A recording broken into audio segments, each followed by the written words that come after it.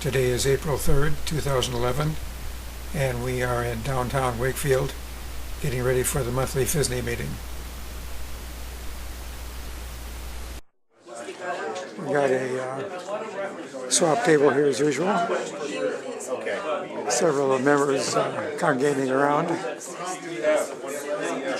talking about their newest acquisition in antique cameras.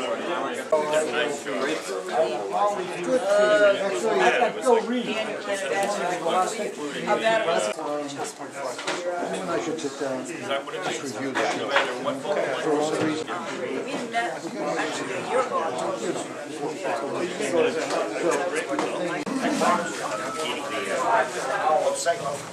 Virus problem, actually.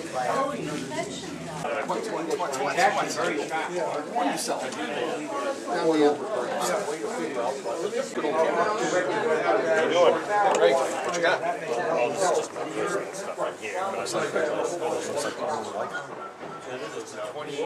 More photos, please.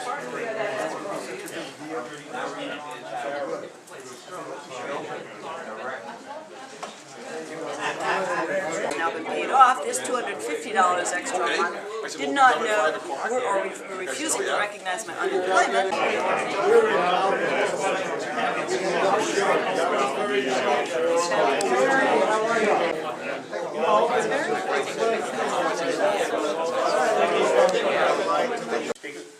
Fairly little bit of business to discuss before we start with the fun part of the meeting. As you know, we won't be having a regular May meeting because this is going to be falling the same weekend as Photographica. And John, would you like to come up and talk about Photographica? Is there a microphone on somewhere that Sure. Better? Okay. Hi, I'm John Dockery, and I'm the Photographica show manager. Thank you very much. Photographica 75. Since we've had 74 of them already, you know what Photographica is. It is a show. It is in the hall, the next room over. It is April 30th, May 1st. You'd think I would have that memorized in my brain. We are, of course, always looking for a few volunteers to help us out. We know who you are, so anybody who doesn't usually volunteer that would like to volunteer, please see me after the meeting. We'll get your name and contact information. Also, if you would like to be a dealer, if the stuff is starting to pile up in your home and you want to sell some of it, I do have a few good locations. So that covers, Photographica covers us through May. There is one more meeting of sorts in this semester, and that is going to be the first Sunday in June, which is our usual traditional field trip day. And this year, the field trip, as we mentioned before, is going to be to Lowell, Massachusetts. What's going to happen this time is we'd ask you all to get up to Lowell on your own. From here it's not too far. Park in the urban parking garage, which is right next door to the National Park Visitor Center, and meet in the National Park Visitor Center by about 10:30 in the morning. Well, As is customary, we'll begin with the show and tell on the back on this side and work our way up. Then we'll go there and do the same thing here. Anybody over here? Yes, Larry. Okay. More years. Most of you may have seen or have been familiar with the cameras that are made by this particular German company, ECFA, and most of them are single lens reflex point and shoot. This one happens to be a twin lens reflex, which you don't see that often. And I'll leave it out for people to look at it, but I was lucky enough to find this up in New Hampshire at a show a month or so ago, and they didn't know what they had, so I was able to buy it reasonably. I'll leave it there. I found some printed information about the beacon flex in addition to some of the stuff that I got from Charlie in Florida. And all of a sudden I found the beacon flex. And it was for sale by a purveyor in Scotland.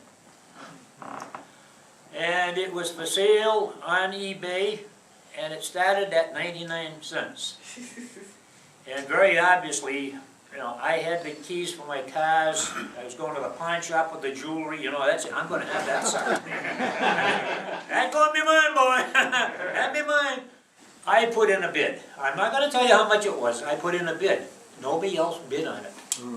It sold for 99 cents. There's my beacon flex. Now, I'm through. To Coolish from Arlington. I have a story along with this too, but it's a hard act to follow.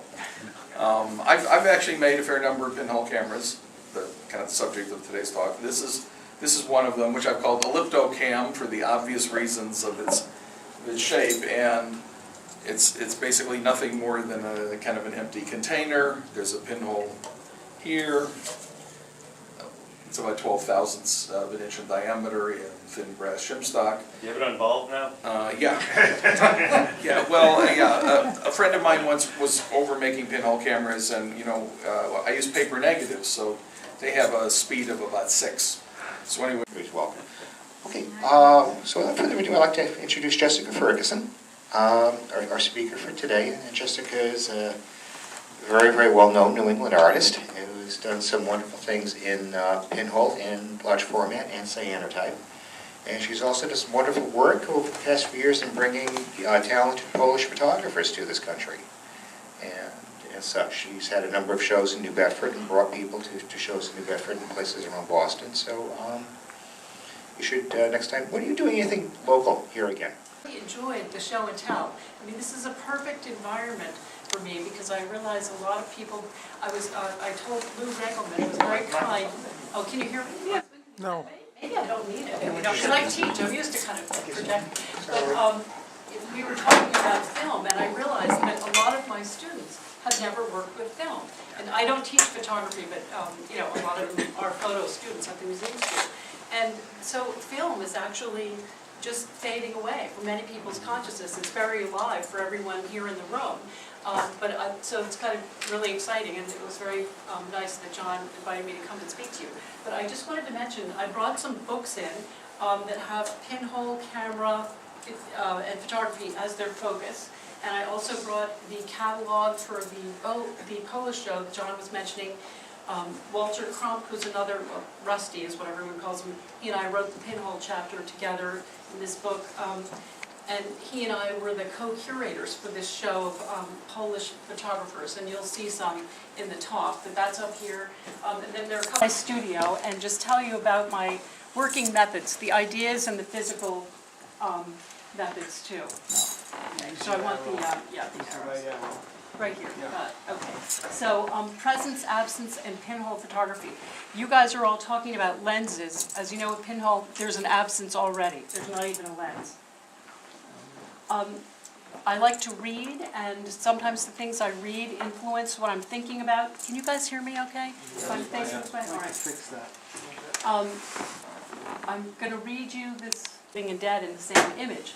Well, I was certainly alive, and these taxidermied animals, and you'll see some of them again later in my work because they're part of my collection. I have a theory that taxidermy and photography are related. They do the same thing. They make something or someone, well, I don't think we taxidermy many people, I'll just say something, that was once alive, make it appear alive. It stops time and denies death.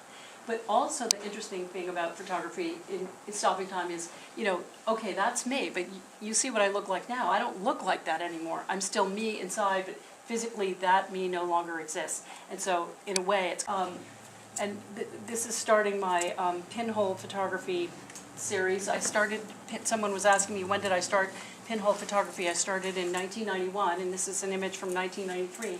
And it talks about time in many ways because these objects, and you might recognize this white hair, you just saw him in that other photo, and this skull are staying still. They're really good models, but I'm human and I'm breathing and I'm moving. And I remember it was a 45-minute exposure because it was very uncomfortable. I don't know if you've ever tried to stand still for a long time. You just can't. Your muscles get too uncomfortable. So I would step away from the camera and move around and then step back.